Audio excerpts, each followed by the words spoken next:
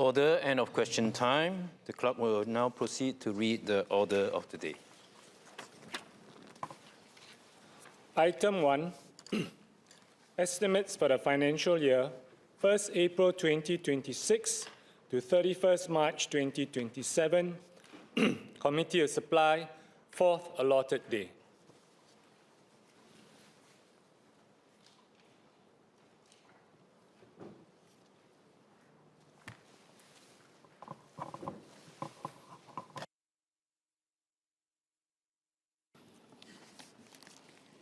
Head K, Ministry of Education. The question is that the total sum to be allocated for Head K of the estimates be reduced by $100. Minister Desmond Lee.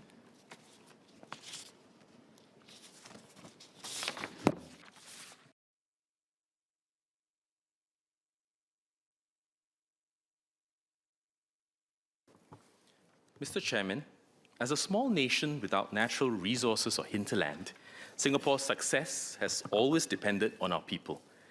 Education has been the core engine that equips Singaporeans with what they need to take on new challenges. In the post-independence years, when survival was priority, we focused on basic education. In the late 70s, we shifted away from a one-size-fits-all approach and improved educational outcomes through streaming and differentiated pathways. From the late 1990s, we broadened our definition of success by recognizing diverse strengths and abilities.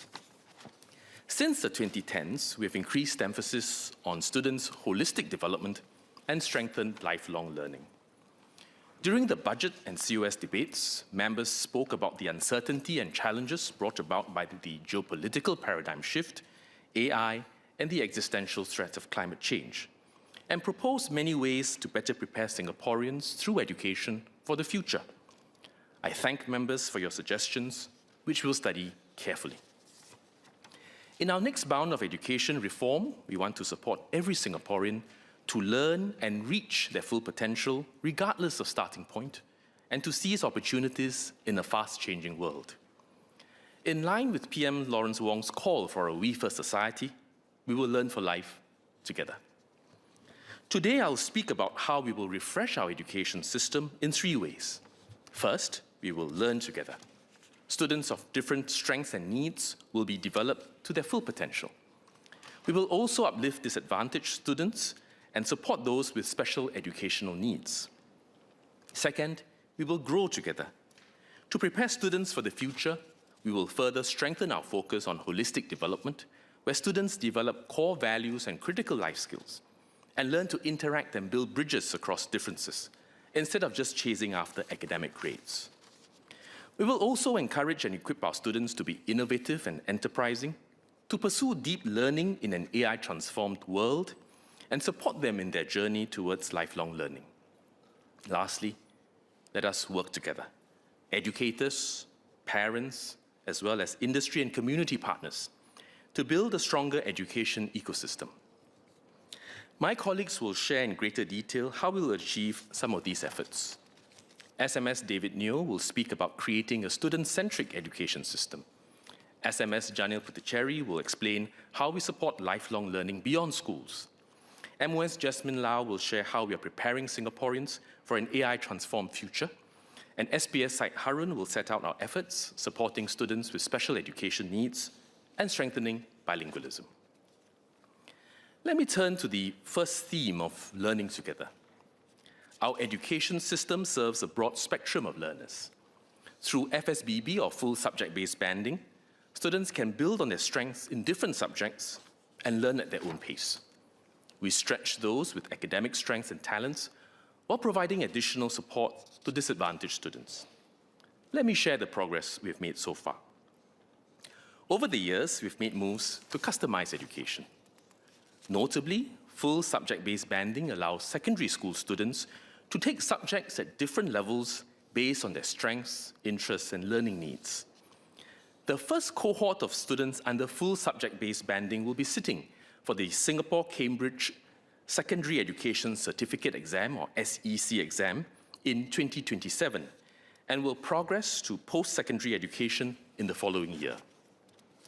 This common examination gives us the opportunity to streamline several admission exercises into a single post-secondary admissions exercise for admissions to junior college, Millennium Institute, polytechnics, and ITE in the year 2028, which will improve students' user experience and decision-making. My colleague, SMS David Neo, will provide more details later. Another move we implemented this year is to allow students who did well in mother tongue at PSLE to take up higher mother tongue from Secondary 1, regardless of their overall PSLE score. This will give around 2,500 more students the opportunity to pursue their passion for their mother tongue language. It is part of our broader efforts to recognize and nurture the students' strengths as well as interests. Mr. Darrell David and Dr. James Lim asked for smaller class sizes to better customize education. Ms. Denise Phua called for a flexible class size model, right-sized and fit for students' needs. This proposal has been raised over the years by members from both sides of the House. We agree that having smaller class sizes can improve teaching and learning, as teachers can better cater to the learning needs of their students. That is precisely why we have smaller class sizes for students with greater needs. We deploy more teachers and allied educators to support and scaffold their learning and channel more of our resources to help them learn. The average form class size for primary and secondary schools is 34 and 33 today, respectively. In upper primary, foundation subjects are taught in smaller classes, which in most instances can be 10 to 20. For the learning support program is class sizes of about 8 to 10. And in full subject-based banding, different subjects range between 20 and 40 students based on students' learning needs and the nature of the subject. We are learning from our experience over the last few years with smaller class sizes for students with greater needs and are studying how best to calibrate class size to bring about engaging and effective learning environments for our students while managing teacher workload. Dr. Lim asked why we cannot simply hire more teachers to bring class sizes down. He took issue with MOE's explanation that it is not easy to hire many more teachers and that quality may suffer. But these are not trivial challenges. We have already ramped up teacher recruitment significantly, from 700 a year previously to a current target of over 1,000 new teachers a year. That is already a 40% increase. And last year, we recruited over 1,300 teachers. But we would need to increase this much further to achieve across-the-board class size reductions. At the same time, we are contending with a tight labor market, especially for those we want to recruit as teachers. We need to select not just for those with qualifications, but also the aptitude to teach and the heart to nurture future generations.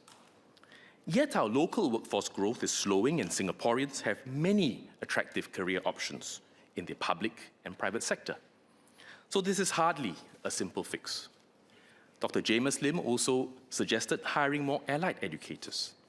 In fact, as I shared in November, we have doubled the number of allied educators in priority areas, such as counselling and special education needs, across all schools over the last 10 years, from about 800 to 1,600.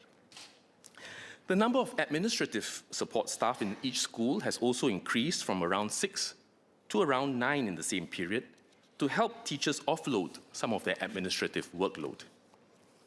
In expanding our allied educator pool, we are focused on the high priority, more specialized support functions that our schools and teachers need the most, such as school counselors and SEN officers, or special education needs officers.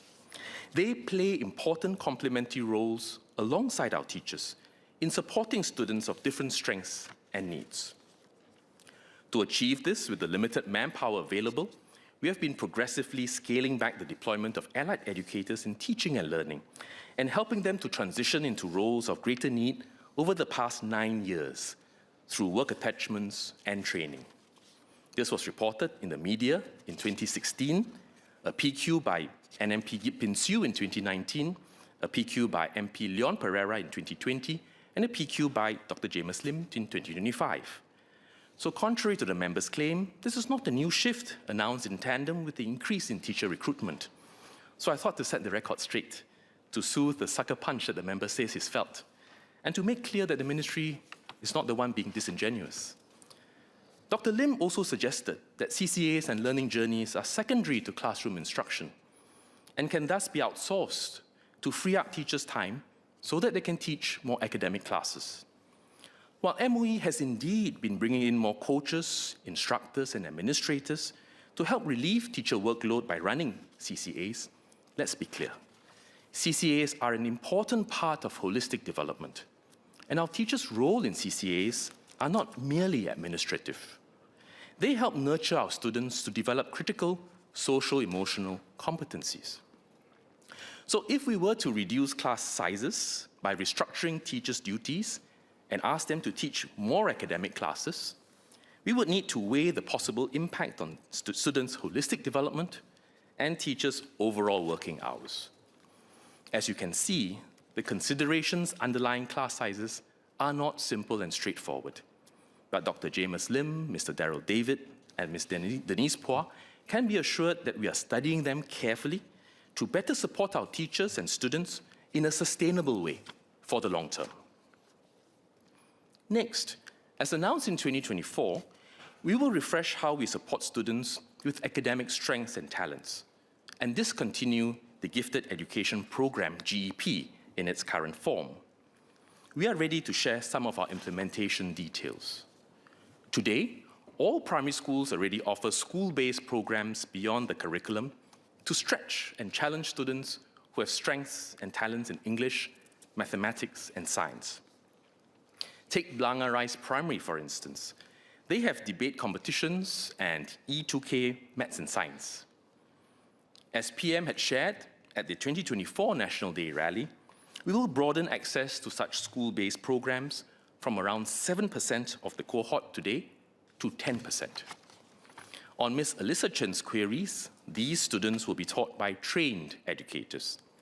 Today, almost all primary schools have at least 5 teachers trained to teach such students.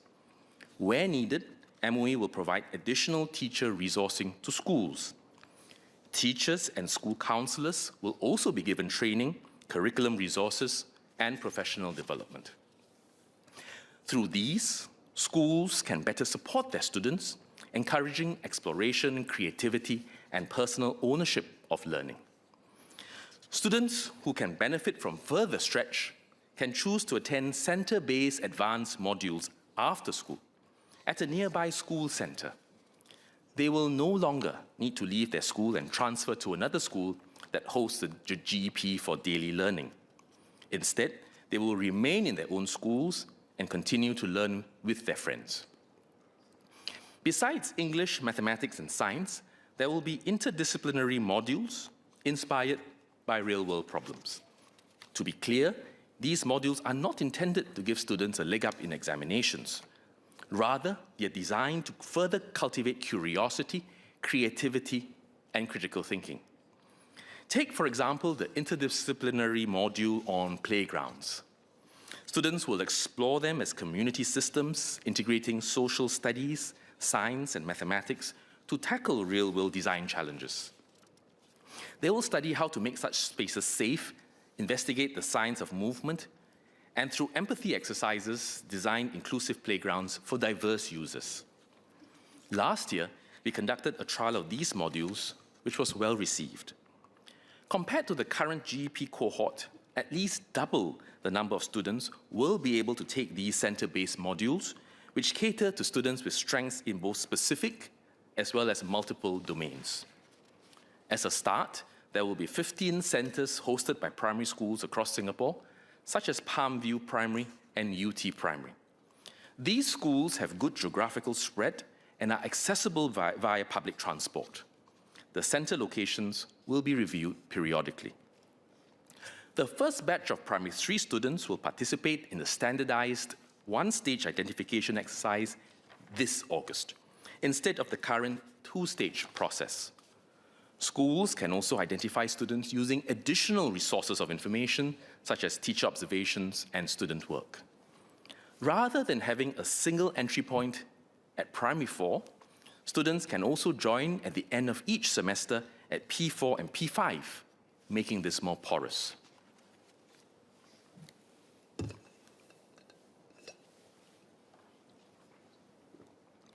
Next, let me speak about how we are helping students from disadvantaged backgrounds. Education has helped spur social mobility in Singapore. We want our children to know that as long as they're prepared to put in the effort, they can do well in life regardless of their starting point. We would like to assure Mr. David Ho and Mr. Abdul Muhaimin that MOE provides additional support for disadvantaged students in their education journey, and that financial barriers will not impede their education aspirations and progression. From academic year 2026, we raised the income eligibility criteria and financial assistance amount for Singapore students to benefit 31,000 more students from lower to middle income households. In total, about 133,000 students will benefit annually. In addition, students from lower income households can tap on the MOE Opportunity Fund for co-curricular activities, learning experiences, and personalized learning devices. Mr. David Ho will be glad to hear that we also have measures to support these students' aspirations.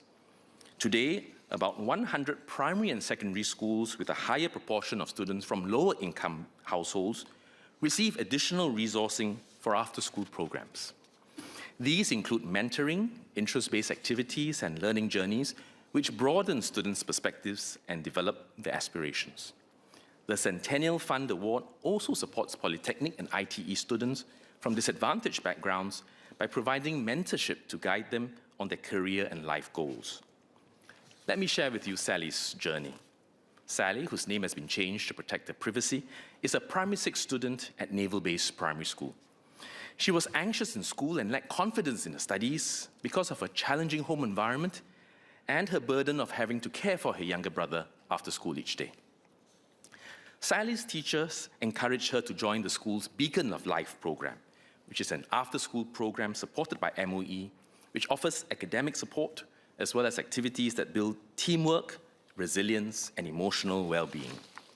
The school also worked with community partners to customize support for Sally, and Sally's family also received MSF ComCare and assistance from a family service center.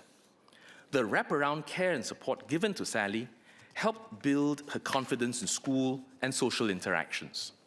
Today, Sally participates actively during lessons and her CCA. Sally's journey illustrates what we can achieve when schools and communities collaborate closely to uplift our students and their families. MOE will strengthen our support for disadvantaged students like Sally and schools' partnership with the community in support of Comlink Plus. Existing initiatives such as Uplift Enhanced School Resourcing and Gear Up, which respectively provide additional resourcing and school support such as after-school programs, will be streamlined into one single support package, which we will further enhance. From this year, 2026, we will devote even more resources to schools, expanding the number of schools with additional manpower and funding from 100 to 157. Our schools will provide customized support to students by strengthening partnerships with community stakeholders, such as self-help groups and others. We will also provide stronger and more timely wraparound support for students and their families by tightening coordination between schools and key agencies, such as social service officers and family service centers. Our goal is clear. We want every child in our schools to achieve his or her full potential, regardless of background. But that means all of us have to work even more closely together.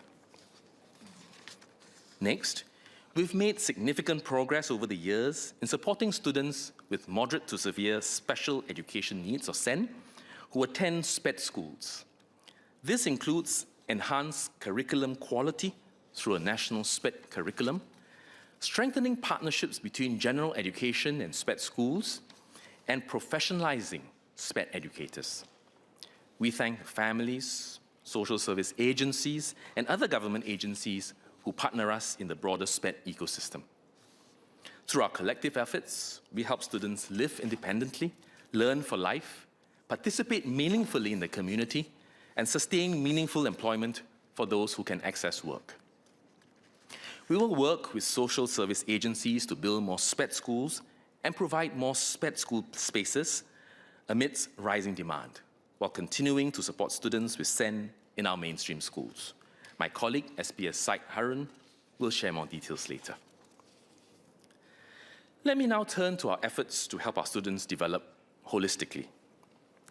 Our education system has long been recognized for its academic rigor and excellence. While these remain important, they have never been our only focus. As our world rapidly transforms, we don't want our students to simply be good at acing exams today. We want them to be trailblazers for tomorrow. This calls for a reimagination of education, a reform and refresh of how we prepare our students to be resilient, well-rounded, and thoughtful. To achieve this, one challenge we must first confront honestly is the education arms race. Many parents still regard PSLE and DSA as measures of success, which is perfectly understandable. If we were to look deeper, these perceptions stem from the belief that getting into popular schools will help their children do well in life. The fixation on grades and achievements and the excessive competition it generates draws us away from what really matters. It diminishes the joy of learning, it takes away time from character building, and it pits our children against one another. We know it takes more than just academic grades to do well in life and in the workplace. Preparing for the future, especially one that is so uncertain, means anchoring our education system in holistic development. To reduce the overemphasis on academic grades, we have in recent years replaced PSLE T-scores with broader achievement levels, reduced the number of subjects required for JC admission from 6 to 5 from 2028, and allowed students to offer one best subject at minimally G2 level or normal academic level equivalent for polytechnic admission from 2028. We will build on this momentum and study moves to further break away from the education arms race in favor of more holistic development. Ms. Denise Phua, Dr. Kenneth Goh, and Ms. Eileen Chong share our intent to reduce the stakes of our assessment milestones. We are not closed off to any ideas and will consult widely. For example, we are prepared to review how we conduct milestone exams and how the difficulty of such examinations should be calibrated. How DSA can be enhanced to strengthen student development, selection, and its accessibility so that it continues to meet its objectives, and how we post students to secondary schools, including the viability of through-train options as discussed and suggested by Ms. Denise Phua, amongst other areas. Over the years, many MPs, and most recently Mr. Foo Che Siang at the budget debate, have raised questions about why there is a need to set challenging questions at PSLE for secondary school selection. Ms. Eileen Chong had also asked to remove the competitive grading element in PSLE. To address these questions, we must first consider what the role of PSLE is. The PSLE serves as a checkpoint to assess students' understanding of core concepts and skills in the primary school curriculum. It helps guide students into appropriate secondary school subjects and pathways that will best support their learning aspirations and needs. To do this, we need a fair and consistent benchmark across all primary schools in Singapore and for students across all backgrounds. The PSLE today has a range of questions of varying difficulties to help us identify students who might need more support with building up their foundations, as well as students who can benefit from further stretch in their next stage of learning. As such, every PSLE paper has a carefully calibrated balance of questions to cater to students of different abilities. 85% are easy and moderate, with 15% challenging questions. For challenging questions, members may like to know that students are provided with scaffolding support to help them apply the concepts and skills that they've learned in less familiar contexts. With your permission, Mr. Chairman, may I ask the clerks to distribute a mathematics question? I hope it's an easy one. There is a pen on the left side of your seat. You may use your calculators, or pen rather, it's a pencil. You may use your calculators on your mobile phones, but AI is not permitted. We give you a few minutes to do page 1. Look at page 1 and not page 2, so that I can demonstrate to you what I've just said. Page 1 shows 2 rectangular containers, X and Y. Ray poured 1/5 of the water from X into Y to fill it completely. Then Sarah poured all the water from Y into X, and 120 cubic centimeters of water overflowed from X. What was the height of X? In the spirit of collaboration, you can consult your neighbors. Across party lines is fine.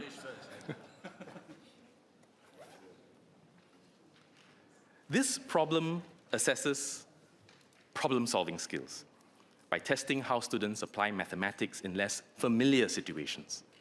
In this case, the overflow of water with real-world applications in future, such as engineering. As you can see, this question is a bit more challenging. I'll give you a few moments. Put your name and your seat number, and we'll collect it later.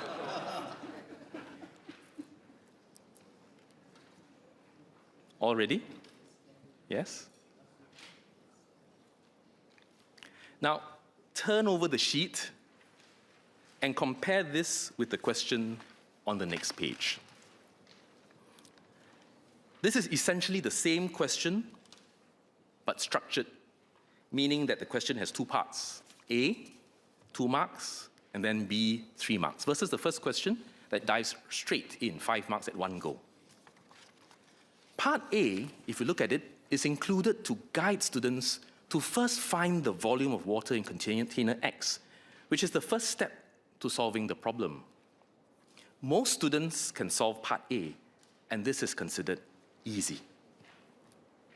Part B is more demanding, because when water was poured back from Y to X, some water overflowed.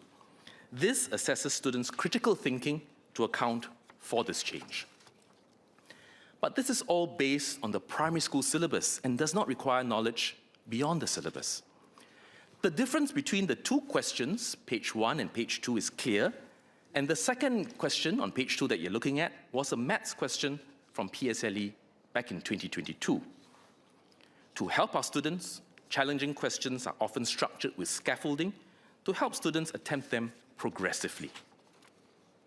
On this note, we agree with Ms. Eileen Chong that examinations such as the PSLE should not define students' self-worth. We also agree with Ms. Denise Phua and Dr. Kenneth Goh that our schools should not just focus on academic results, and they indeed do not. Because we recognize that ultimately, while grades might be the boat that gets you out to sea, it is resilience that keeps you afloat when storms hit. It is adaptability that helps you navigate changing currents. It is creativity that helps you spot new horizons. And it is interpersonal skills that will bring others with you in your journey. And therefore, our schools seek to nurture students for life. And we broadly do it in 2 ways. And you can continue working on this. We can cross-reference the answers later. So what are these 2 ways? First, we place a lot of emphasis on holistic development. At the primary, secondary, and JC levels, students develop 21st century competencies such as adaptive and inventive thinking and civic literacy through the learning of subjects, character and citizenship education, CCE, CCAs, and school-based programs. Our institutes of higher learning also build on schools' efforts by infusing life skills such as interpersonal skills and innovation into curriculum.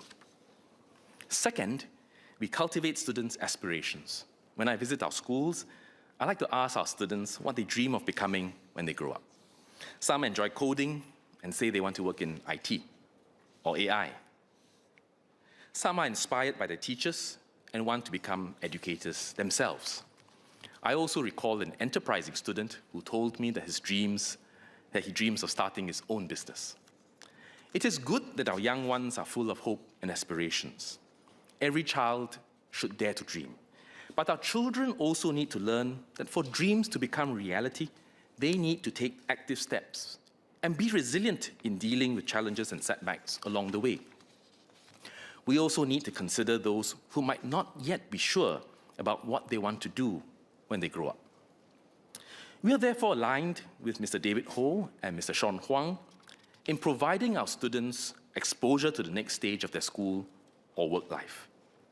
For example, Some secondary schools offer applied learning programs, ALP, in areas such as business and entrepreneurship to connect classroom learning with real-world experiences. Our polytechnic and IT students are required to complete internships and can participate in career fairs, mentorship programs, and industry visits. These give our students exposure to different careers and industries to allow them to make more informed decisions on future pathways. Today, I've shared some of the moves we're exploring in government, but no one has a monopoly on good ideas. That is why, in continuation of our efforts from Forward Singapore, we will start a series of education conversations. We intend to engage and consult educators, parents, researchers, students, and the community. We will review your ideas and suggestions, and we will study other countries and learn from their best practices.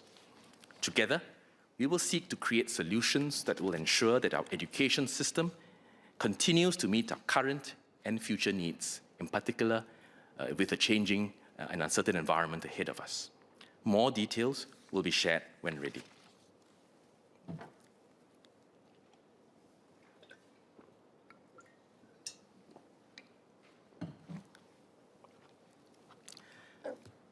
Next, we also want our schools to be active platforms that bring together students from different backgrounds. After all, it is in our classrooms, school halls, and sports arenas where friendships are formed. And when students share their love of sports, music, or mathematics, they discover that they are more similar than different. These interactions allow our students to bridge differences and develop social-emotional skills.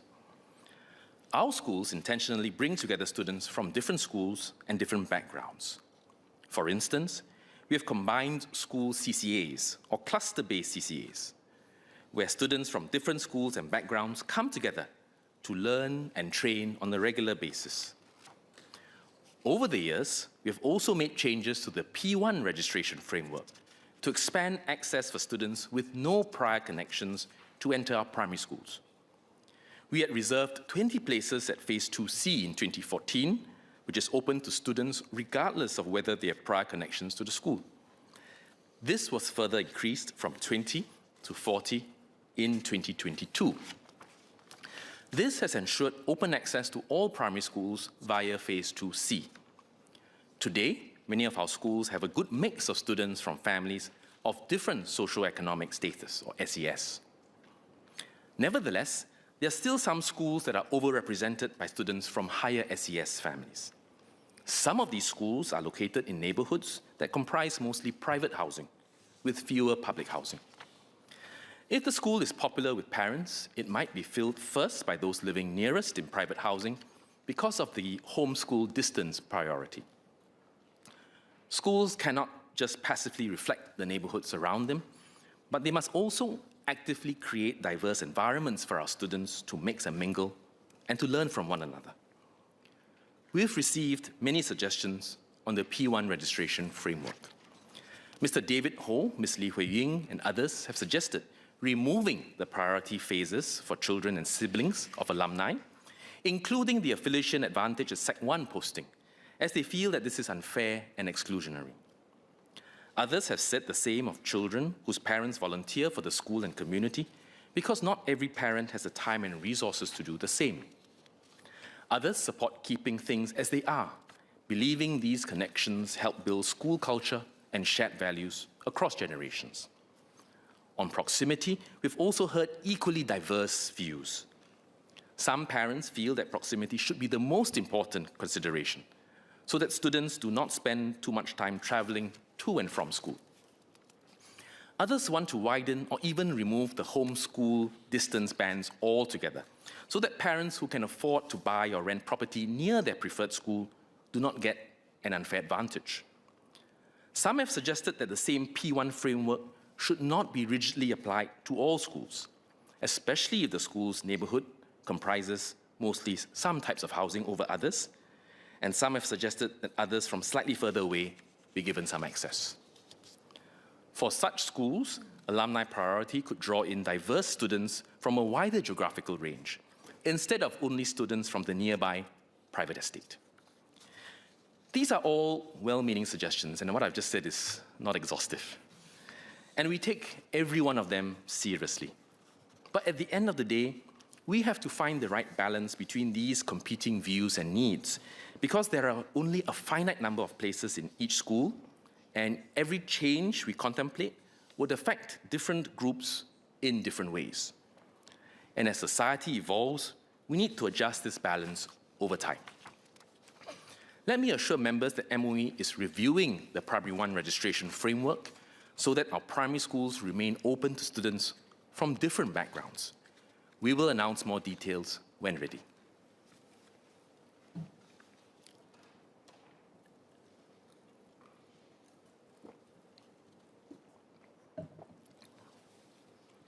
Now, let me talk briefly about AI. The rise of AI has changed the world as we know it.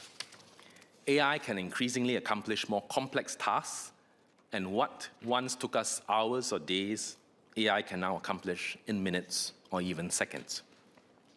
However, for all its capabilities, and they are growing, AI is not infallible, nor can it totally replace the human spirit.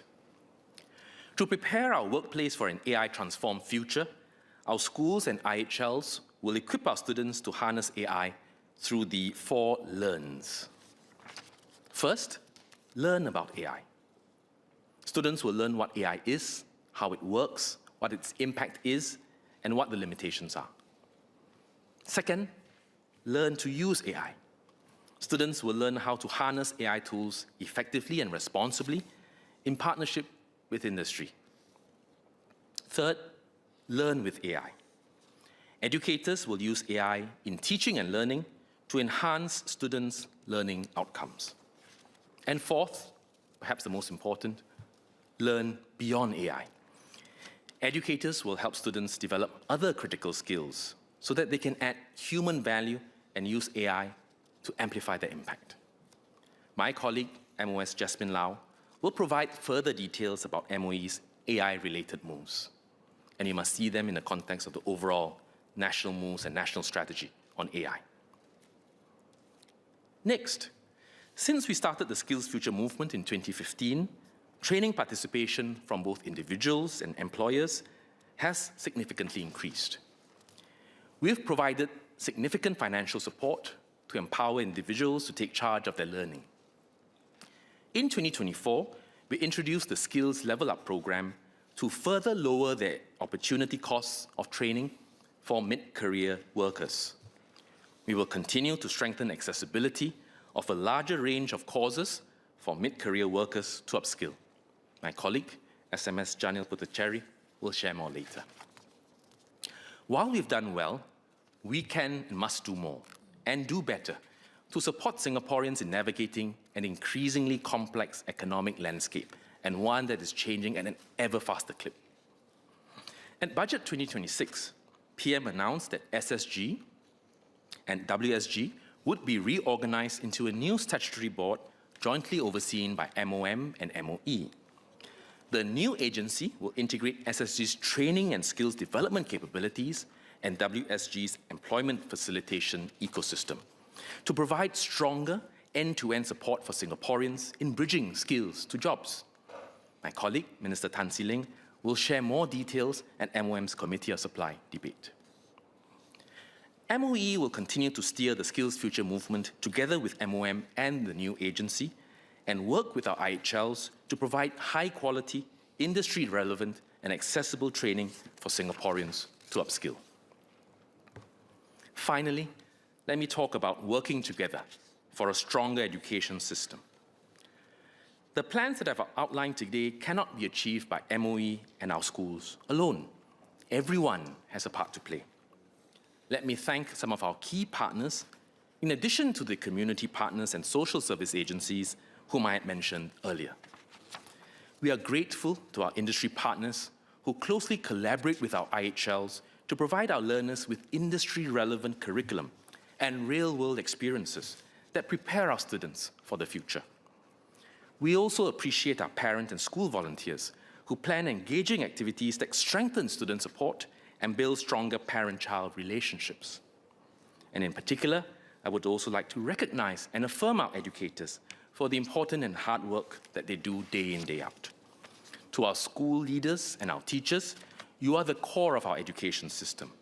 You nurture our students and support their learning, from lessons to remedials, from CCAs to camps, from building trust to journeying with students through difficulties, and so much more.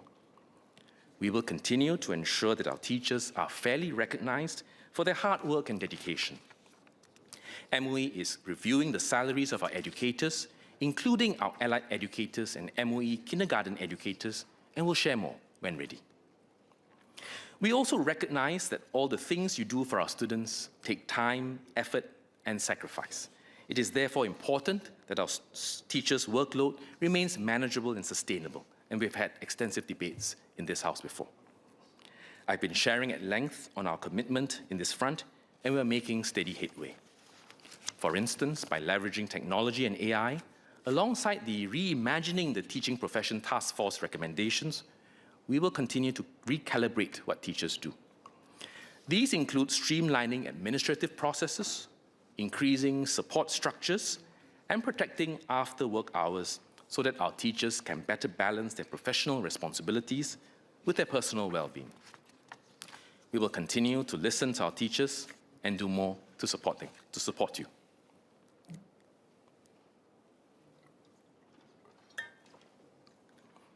Mr. Chairman, I will now speak in Mandarin. 各位同胞，首先要祝大家元宵节快乐，身体健康，龙马精神。我们今天分享的各项计划，是为了满足国人的学习需求，帮助国人实现理想。无论学生的起点，我们都会让每个人有机会发挥潜能，一起打造我们为先的社会。我们将尽力照顾不同特长和需求的学生，并扶持来自弱势背景的学生。目前，所有小学都开办了校本增益课程，让在英文、数学和科学有特长的学生得到发展。因此，我们准备让更多学生有机会参加这些课程。这会让每一周受惠的学生从目前的7%增加到10%。能够接受更大挑战的学生，可以选择在放学后到指定的中心参加进阶单元，这样学生就可以继续留在原来的小学就读，无需转校。这些中心也会开设跨学科单元。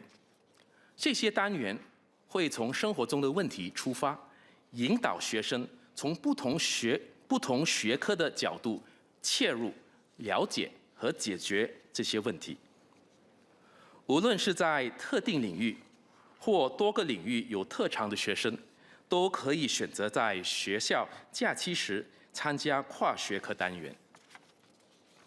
今年的小三生是第一批参加新遴选过程的学生，他们将在8月份参加统一测试。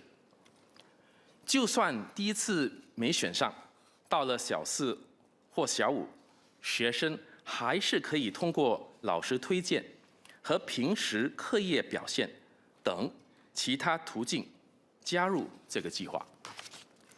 如此一来，学生可以按照自己的步调发展特长。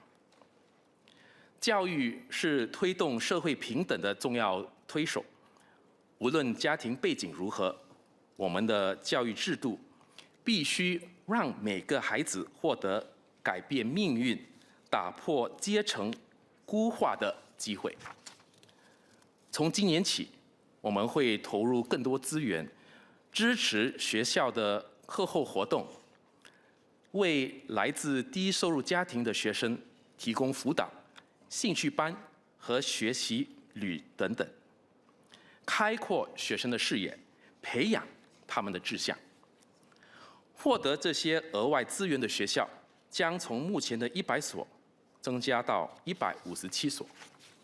学校将与社区团体密切合作，为弱势学生提供更有针对性的支持。为了给弱势学生和他们的家庭提供更及时的全方位支援，我们将加强学校与社会服务中心和家庭服务中心的联系与配合。接下来，我们将增加特别教育学校的学额，并开设新的学校，以及以支持更多中重度特殊教育需求的学生。在日益分化的世界中，掌握好双语能让我们成为东西方之间的桥梁，同时帮助我们扎根本土文化，加强我们身为新加坡人的身份认同。因此，我们将通过更多元的活动，加强我们的双语优势，在未来5年增加推广母语学习委员会的拨款。高级政务次长赛义德·哈伦之后也会分享更多关于特殊教育和推广母语计划的详情。Mr. Chairman, the collective efforts of Singaporeans have helped to support and strengthen our students' learning experiences. In the spirit of We First, we will keep working together with Singaporeans to improve our education system and weave a stronger social fabric.